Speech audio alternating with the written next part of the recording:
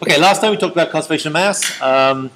We did some examples that basically took filling up a beaker into the realm of the sublime, in that we solved it using constant non-deforming static control volumes, a moving control volume, and also a moving deforming control volume. And so you can look back to 6.3 for those.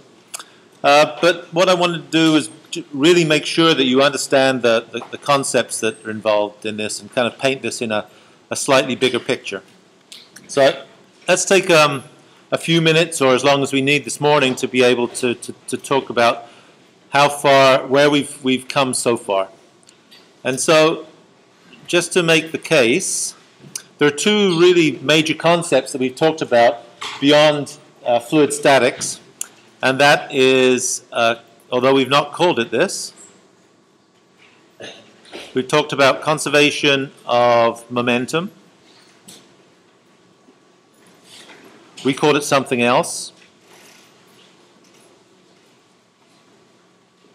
And you know V1 squared over 2, the inertial term, pressure term, the elevation, head, and we can write those at two different locations.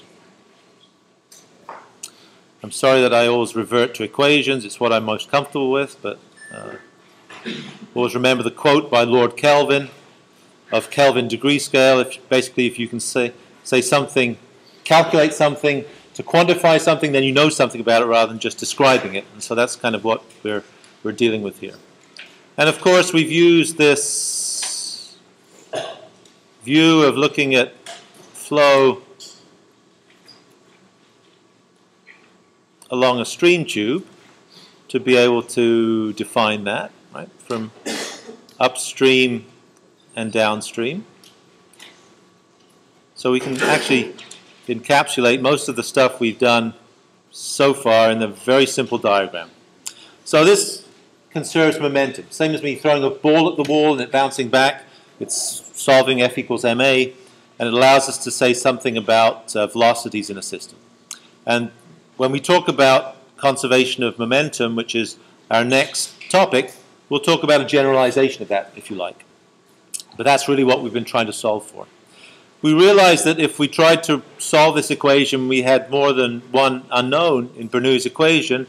We had to deal with what we called conservation of mass. And if you want to say that a little differently, it's basically mass rate in equals mass rate out. And so in this particular geometry, that was the velocity going in times cross-sectional area is equal to the velocity going out times that cross-sectional area. Because the requirements for Bernoulli were incompressible,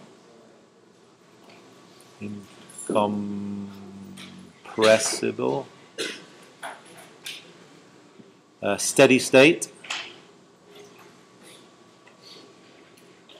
and I guess the most important one was inviscid. In other words, viscosity is 0. And this means the modulus, is infinite. I'm running out of space there.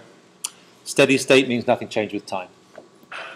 But because this was incompressible, then we could write it in terms of this alone. But it is conservation of mass. And that is, if it's incompressible, it means that also the change in density with either space or with time is equal to 0. Actually with space, I guess. Because steady state takes care of the fact that it doesn't change with time. So I suppose if we want to write this mathematically, I don't know why we do, but this means density doesn't change with time. So really it's incompressible means this, doesn't change with location. Because that's the case, we could write it this way, but really if we wanted to write it more generally, and we did one example like this, it was the tank with a long tube on it, where we had densities changing in the tank and non-steady state. We could just write it in terms of the densities as they come out of the system. So those are the two fundamental expressions that we've had, and we've dealt with them from Bernoulli and in solving Bernoulli type equations. Last week we kind of deviated from that, and we decided that rather than write the conservation of mass equation like this, which is one form, a simplified form, we would deal with it from Reynolds transport theorem, which we'll use again today for momentum balance. But if we did that, then we ended up by putting in, for this term here, a value of mass as the dependent variable. And if we did that, we ended up with this expression, doesn't matter. And the important expression that we got out of it was this, which is kind of this, but written a little bit differently, because what it allows is, in addition to these terms, it allows two other things to happen. It allows us to be able to deal with not make it necessarily incompressible and not make it necessarily steady. So those are the two things that we wanted to avoid. And so we rewrote our conservation of mass equation.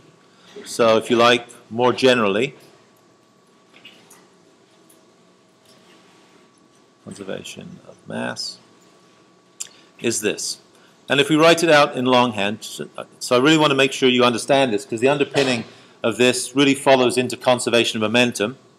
And that is, if we take this term and we break it up into the two components, we can write it in our shorthand as density multiplied by a rate of change of volume, the control volume we have, plus the volume of that control volume multiplied by a rate of change of density, plus, let me write it out actually as it is rather than simplify it, the sum of density times the velocity relative to the control surface and area equals 0. And so this, if you want to further kind of make it simple, conceptually simpler, this is a mass rate. So kilograms per second would be a mass rate of flow. And really all it's saying is that the mass rate that goes into a system has to come out of the system because of the sign convention we use here. And if that's not true, then we have to have some accumulation.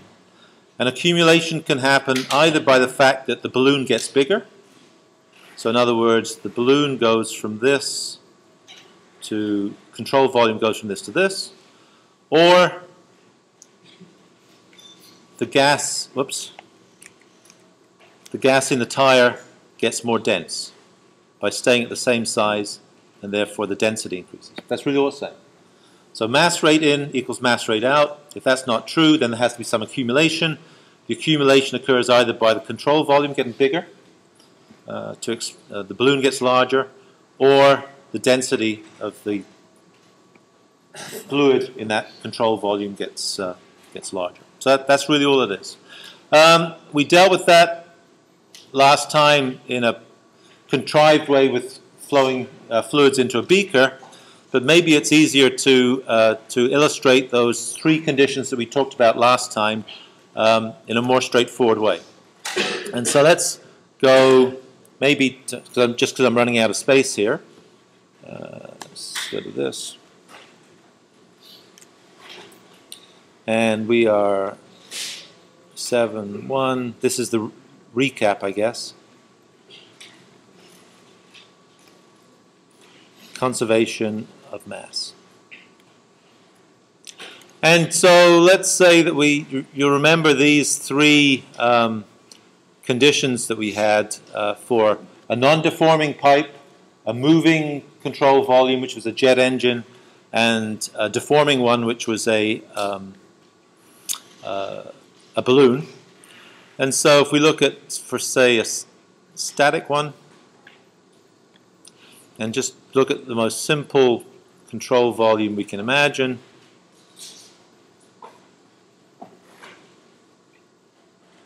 a cube, not very exciting in terms of a real problem, but it's a cube, it's a meter by a meter by a meter, And say we have fluid going in here at a velocity v1 of 1 meter a second. It's air, so its density is 1 kilogram per meter cubed.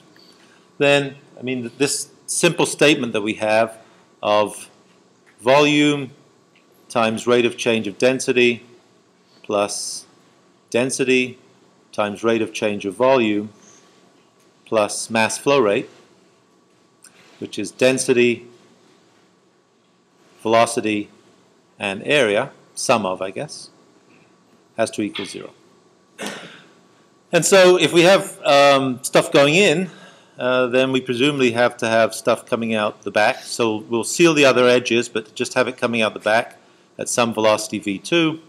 And so if we look at the static control volume for that very simple case, what do we have?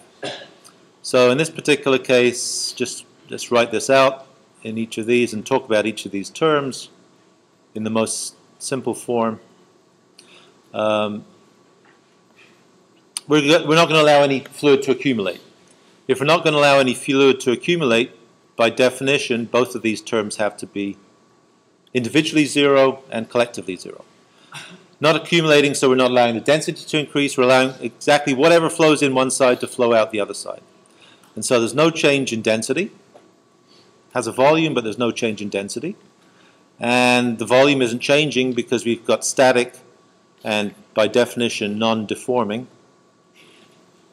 So this is 0. And so we can write out the behavior in terms of these terms.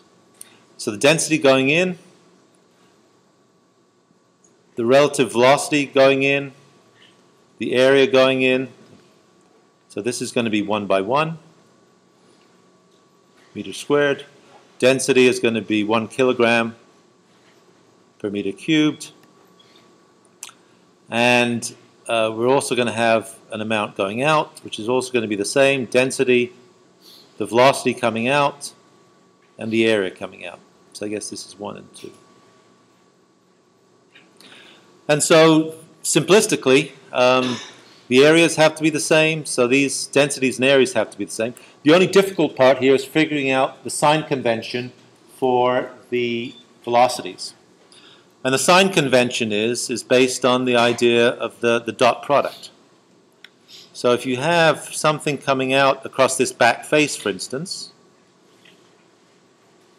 and we have this vector normal here, just to remind you of what a dot product is, if this is the velocity 2, then W dot n is equal to the magnitude of W2 times the cosine of this angle.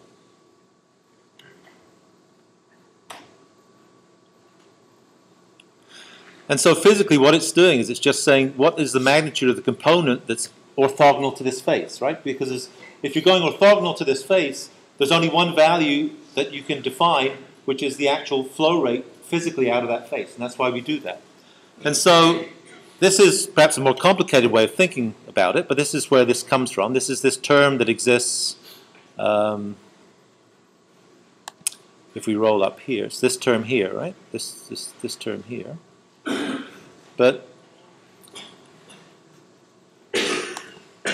And so what it physically means, this is the reason, if you don't like this, this means if you're out, if flow is out, then m dot is what? Positive.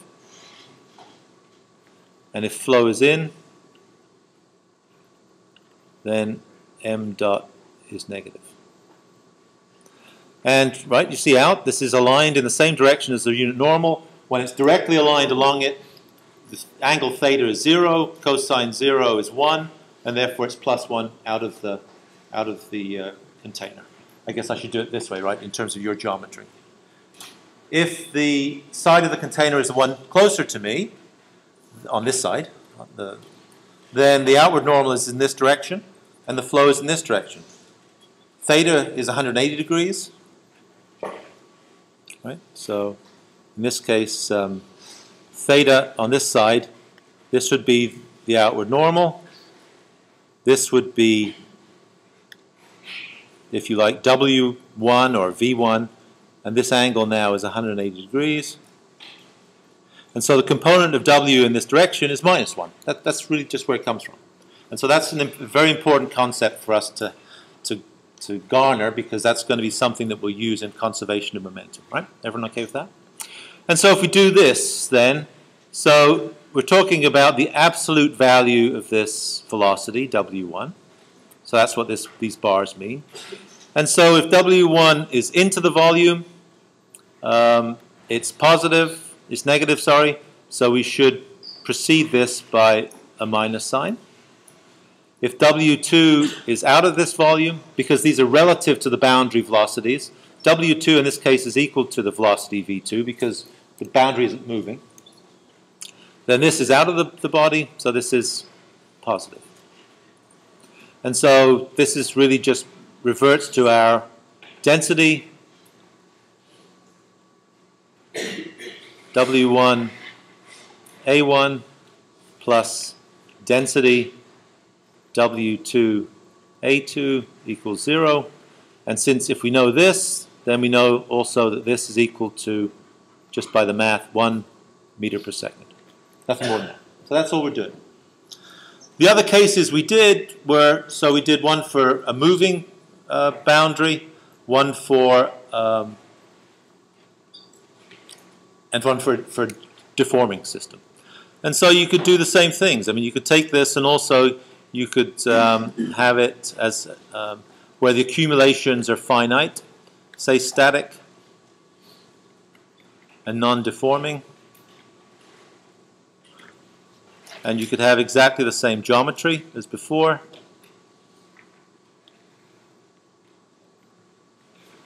And if now we have only one open face, which is the front face, and we have air fluid going in at V1, which is 1 meter a second for all the same geometries here, and let's say we don't allow it out. And so what happens then? So volume times change in density plus density times the change in volume plus the mass rate equals 0. So the mass rate is going to be equal to the density times the area times the velocity. It's going to be equal to 1 meter cubed a second times 1 meter squared times the velocity. The velocity is 1 meter a second, but of course it's in, and the outward normal is out. If I can do a little square here, and so this velocity is negative, so minus 1 meter a second in terms of the sign convention. If we're not allowing it out of the back, and we're not allowing the volume to change, so if we define that there's no volume change,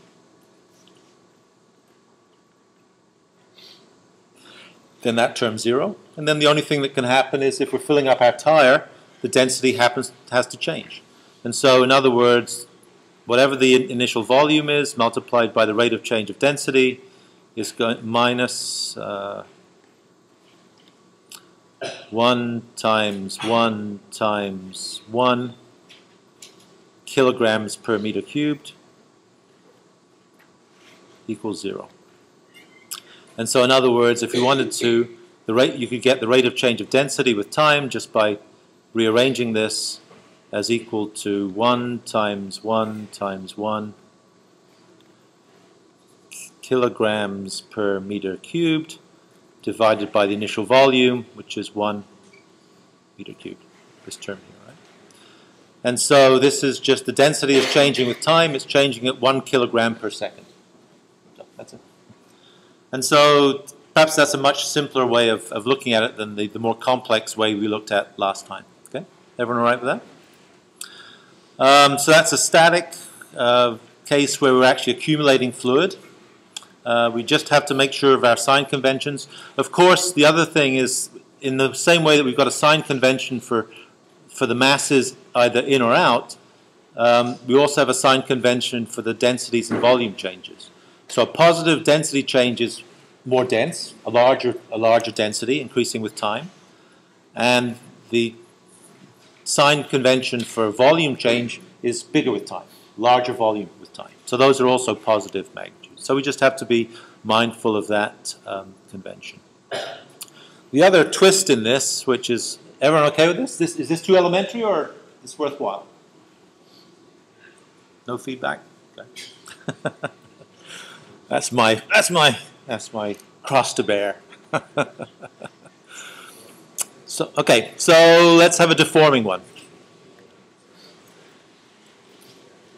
So it's nothing more than this. Perhaps it's simpler when you, instead of having differential volumes dx dy dz is 1 meter by 1 meter, then so what's the other one? So if we take a deforming volume,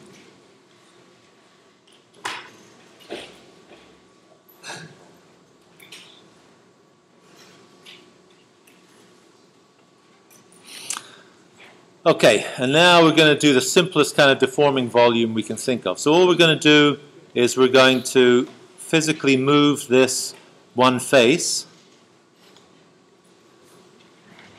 and we're going to move this one face at what we'll call the velocity of the control surface, which is some magnitude, right? So we're going to imagine this is a box, happens to have a face that maybe has some very big holes in it, like a Swiss cheese, and we're physically moving that face so that the box gets smaller with time.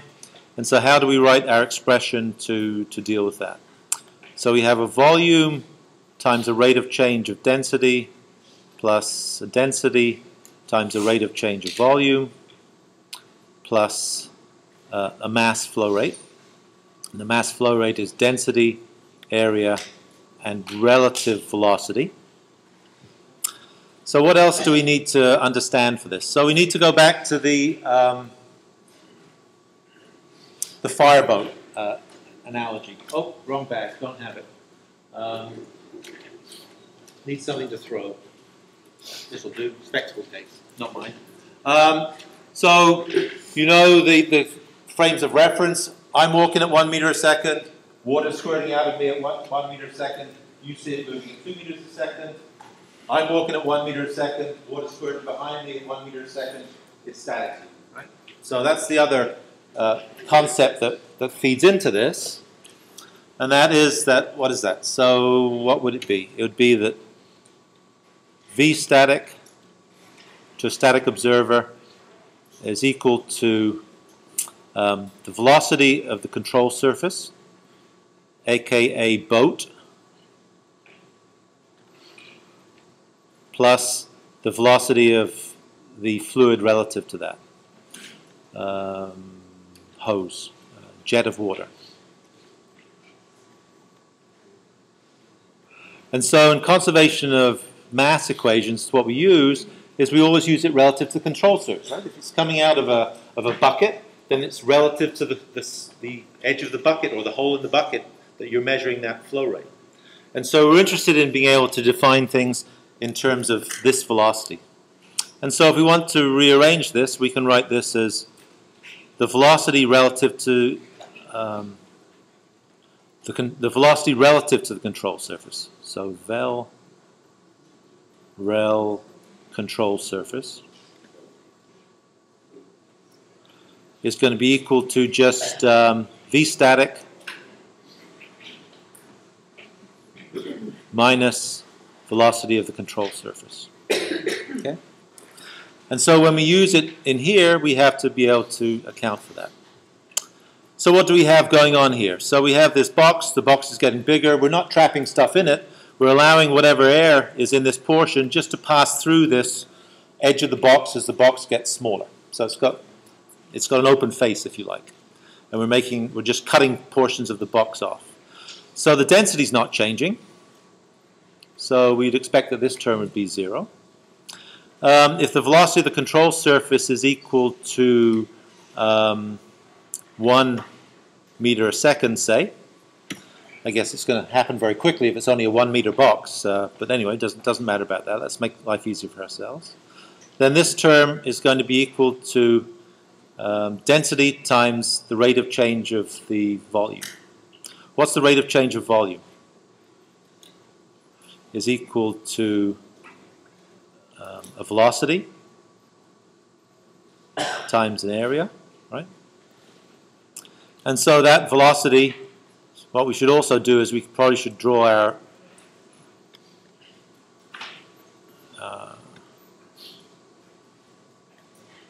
x, y, z, positive x direction, right? So we have a coordinate direction.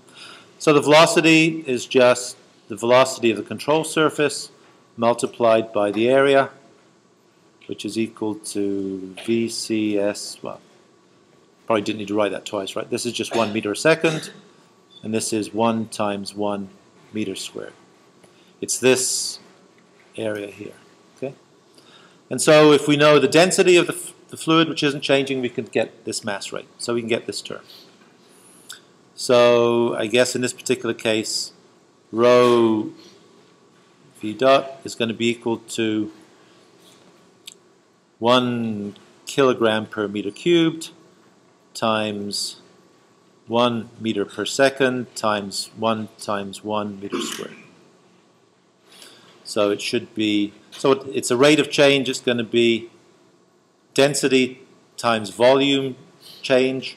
So density is kilograms per meter cubed, volume is meter cubed per second, so it should be in kilograms per second, right? Kg per second. Obviously, we have to add apples to apples, so it has to be the same. And of course, this should be here as well. So that's one part. So what about the rest of this? So we have to account for this component here. And so the other part is that we're going to have to equate this with, it's going to have to be equated with density times area times this boundary. So all the other boundaries are sealed, so there's nothing else is coming out of anywhere else. So the only one that we have to worry about is this. And so this is going to be equal to the density times the area. So density is 1 kilogram per second. Area is 1 times 1 meter squared. And the only part that's going to be difficult now is going to be W, right? Because it's the relative velocity. And so we know the relative velocity is equal to the static velocity, the velocity relative to a static observer, minus the velocity of the control surface. So let's write that out. Rho, area, and in brackets, velocity of the control surface minus the velocity of the velocity relative to that. So we have, no, sorry, I wrote that. So V static, scrub that. Sorry, better catch it now than later. I think I said that wrong, right? So this is what we're substituting, right? So this is the velocity of the fluid to a static observer minus the velocity of the control surface. And so the velocity of the fluid to a static observer, we're looking at this box, it's not moving, right? The wall's moving through it, nothing's happening. So this is going to be 0 in this particular case because the fluid here isn't moving relative to our static flame reference. The molecule of air that sat right on this edge here still sits there. The molecule of air that sat there still sits there as the wall moves through it. But the control surface is moving through at 1 meter a second. And this is negative this. And so, in other words, we put these together and we get that. And so what we have, if we combine these, is that we have rate of change of velocity times density is equal to density, area, V static minus velocity of the control surface. We can make life a bit easy for ourselves by just getting rid of this. And we're going to be able to determine what the rate of change in volume of the control surface is. This is just equal to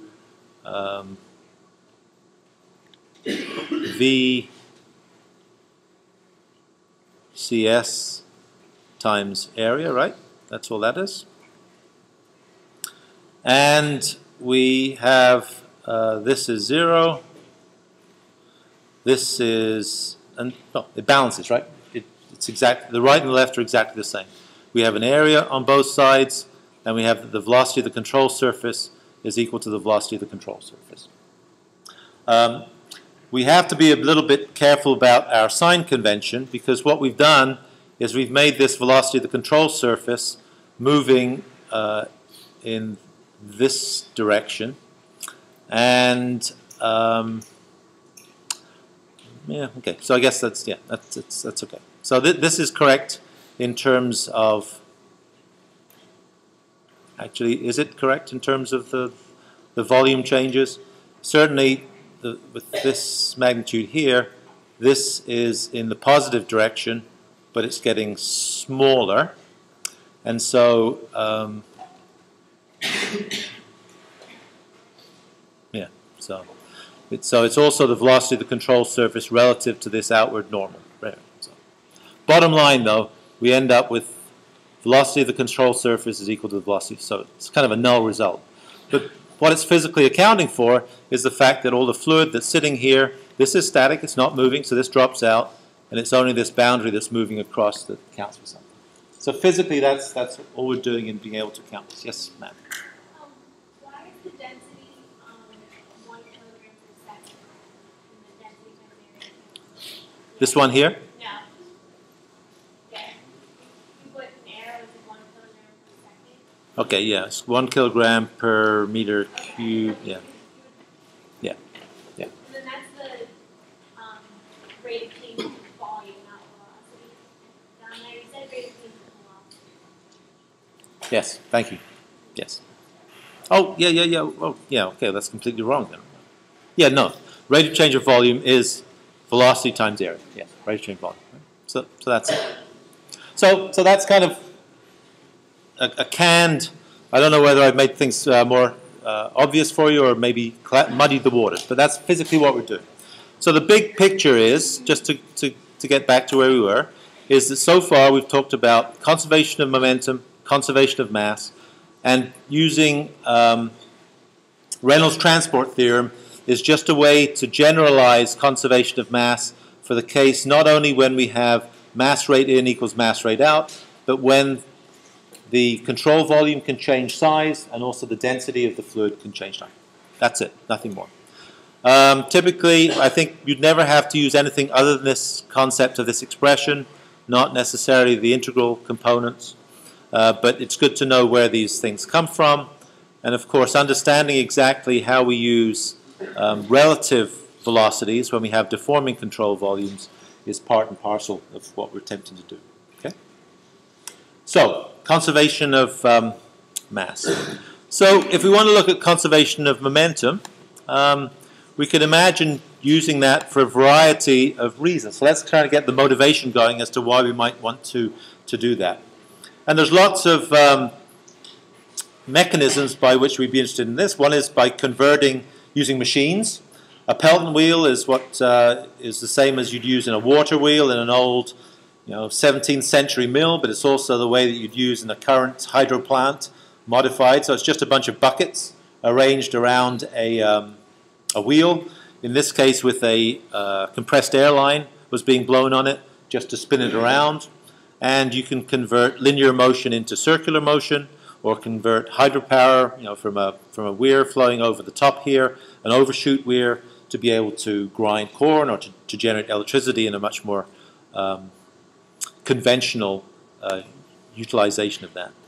We've talked a little bit about this, and we'll come back to the jet lev, just an interesting way of being able to move around, where you have an umbilical, this yellow thing here, which attaches to a pump, which is towed behind on this little platform, self-contained, and you can zip around. And apparently this guy went from LA to the Catalina Islands, which are the islands offshore LA, which is 26 miles or so, with this thing. And so it's kind of an interesting thing. Apparently it's $120,000, so it's not particularly inexpensive. And so we'll mess around with this as well in terms of understanding, the relationship between the velocity that you might squirt out of here and how high you might go. What's the relationship between those? For any of you working in labs, of course, you should be aware of this. The sleeping giant, as they call it, which is, when you move gas cylinders, you're supposed to put this cap on the top of it so that if it falls over, then it doesn't break the fitting off and fly through a wall.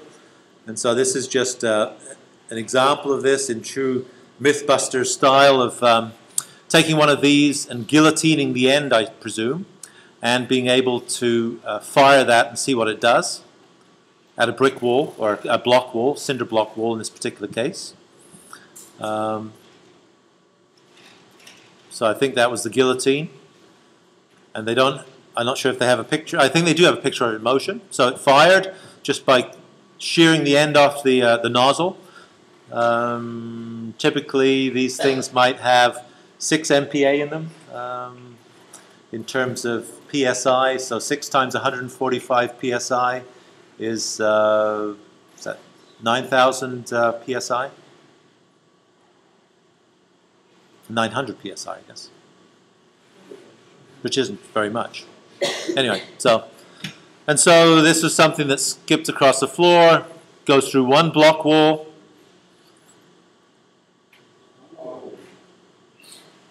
and tries to go through a second. So, so those health and safety things that you should tie these things physically to a bench leg or something so they don't fall over are well warranted, because there's a lot of energy in it. And so that's a conservation of momentum thing. Actually, it's not a very simple, well, you could imagine it's a conservation of mass thing as well. You could do the calculations for that. And actually the geometry of it isn't very different from the one we did in class of a bucket with a hose in it when we looked at Bernoulli's equation for a compressible gas. So that's that. Some guy, you probably use bottle rockets. Some guy using a propane torch to be able to fire a soda bottle. You can also get those things. Interesting question is it better if you have this with a bottle with just gas in it, or do you get more oomph out of it if you fill it with water and fire it? I saw some people at a local fair in Penns Creek maybe 2 weeks ago using these liter or 2 liter soda bottles filled with water in which you'd pump a compressible gas air and then fire it. And finally, let's see if this goes, because this is one of the examples that is in your book and one that we'll also do. I don't know if I reloaded this one. See if it works. An undershot weir is just the idea that you have a gate across a river and you ramp this gate down to be able to control the flow of the river so it backs up on the upstream side and is lower on the downstream side. And of course the question you'd ask is, are the forces larger if you have this thing in the river, if it's down all the way to cut off the river, or if it's physically lifted up from the river and the water can flow past it? So we'll try and answer that question. So for all of these systems, to be able to figure out, for instance, how fast that gas cylinder would go, the bottle rocket would go, how much energy you'd recover from the Pelton wheel and how fast it would rotate, all relate to understanding something about not conservation of mass, but conservation of momentum. And so, also to come back to the big picture on this, we said that we had this one relationship which allowed us to say something about this behavior. And this is Reynolds' transport theorem. And we also said that what we could do is we could change the magnitude of this dependent variable that goes into this. We could make it mass, which is what we've already done.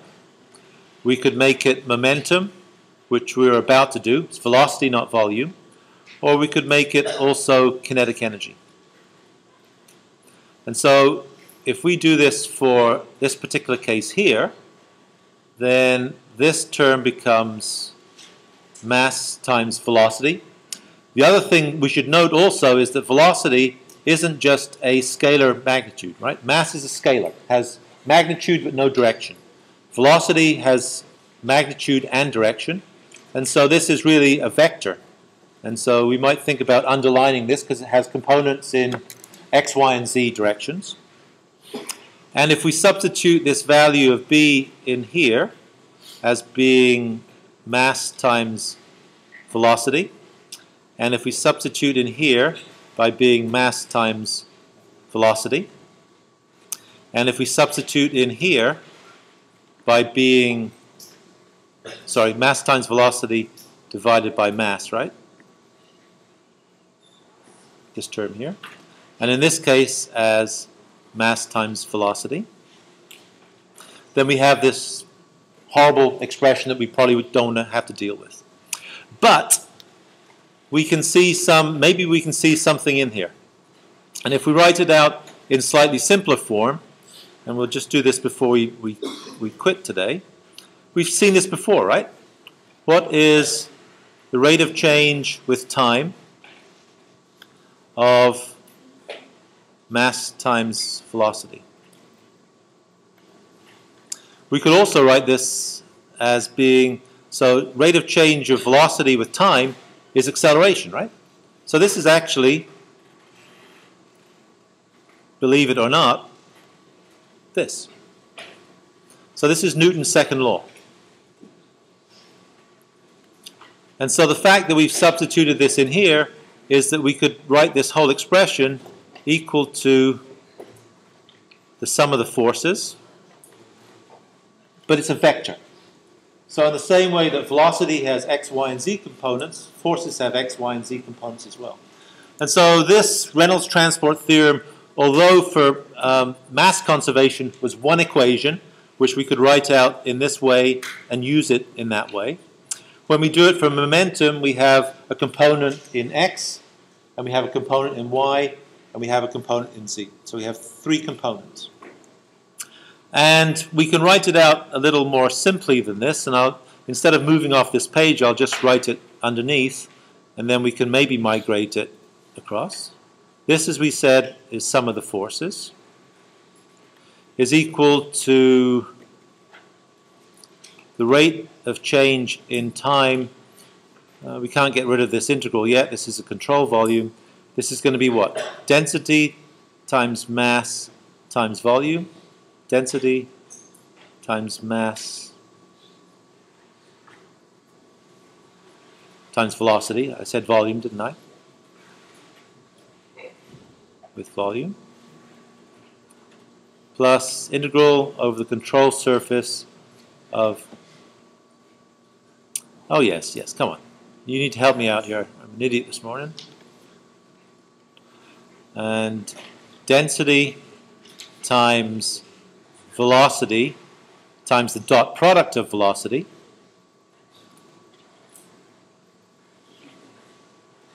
times area. Looks horrible, doesn't it? It's not. It has some obvious meaning. So let me see if I can get both of these things on the page at the same time.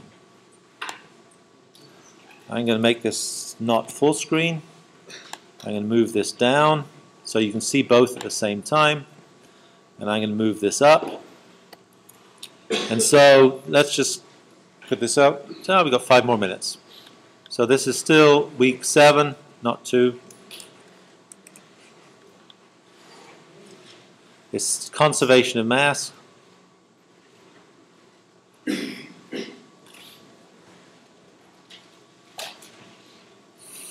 And so if you write it out, we can write it out as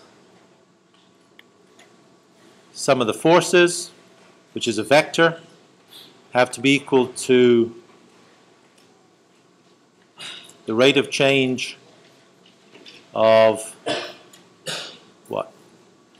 This is over the control volume. This is the density multiplied by the velocity, which is a vector, multiplied by integrated over the volume. And typically this equation we won't deal with so much because the rate of change, but we will talk about this much more, this second one here.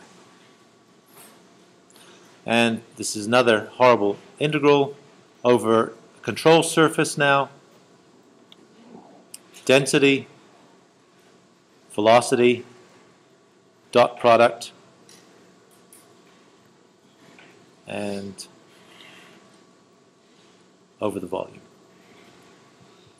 And physically what this is saying, we haven't kind of drawn a diagram yet to be able to explain what this is. But again, this is taking the idea that we can define a little cube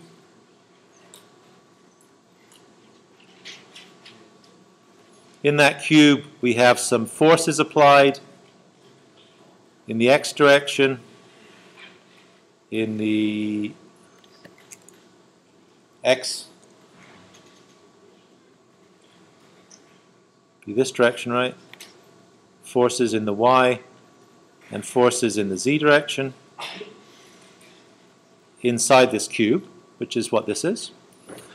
And we have the components in terms of the rates of change of momentum flowing out of this. So these would be the velocities in, this would be the velocity in the x direction, etc. Yes, sir? In number 4, you have dA at the end, and here you have dV. That's right. That's because you are awake and I apparently am not. It's dA. Sorry. And so what we could do is we could write this out a little more easily. So if we get rid of, if we throw this one away for steady state, which is typically what we'll do, we could write this out a little more easily, and you might prefer to see it written like this, as forces in the x direction, the y direction, and the z direction, as 3 separate equations. We don't have to throw this out. Is equal to this term here. Well, let's look at this. So what is this? A velocity normal to the boundary multiplied by a density and an area. So this is our W, if you like. This is our area, and this is our density. And these things before we linked together as what? Okay. And so we could write this out a little more simply as something, if we get rid of this term, because we've thrown it away, as basically mass rates multiplied by velocity in the x direction, velocity in the y direction, and velocity in the z direction. Actually, we can't do that, right? So all I'm going to do is change the velocity in the x direction. Sorry about that.